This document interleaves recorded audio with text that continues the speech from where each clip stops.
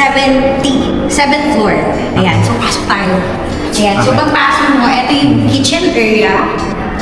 You have underhead and overhead cabinets with granite countertop with a sink faucet by Frank.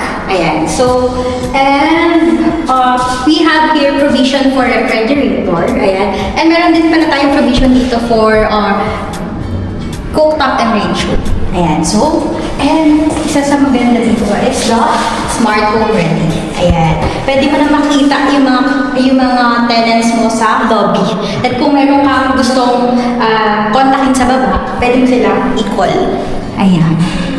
Ayan. So, actually, maganda itong 7B kasi it's sunrise. Ayan. Wow. And maganda din dito is kasama na yung modular cabinet. Ayan. And I'm proud to show you. Wow, ang ganda naman ng tapat ng sikat ng ilaw. And I'm proud to show you the toilet and bath. Sobrang ganda. Lahat na nandito is kasama na partition glass, towel rag, shower, and pati yung glass kasama na. And we have here provision for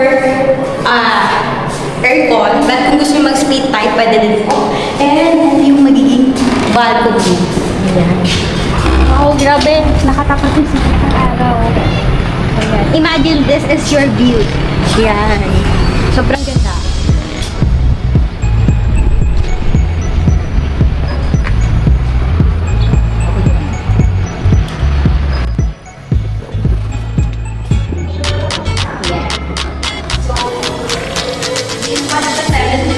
Gusto niya i-avail, it's only 50,000 to secure this. That's for today for La Casa Residences. And if you are interested with La Casa,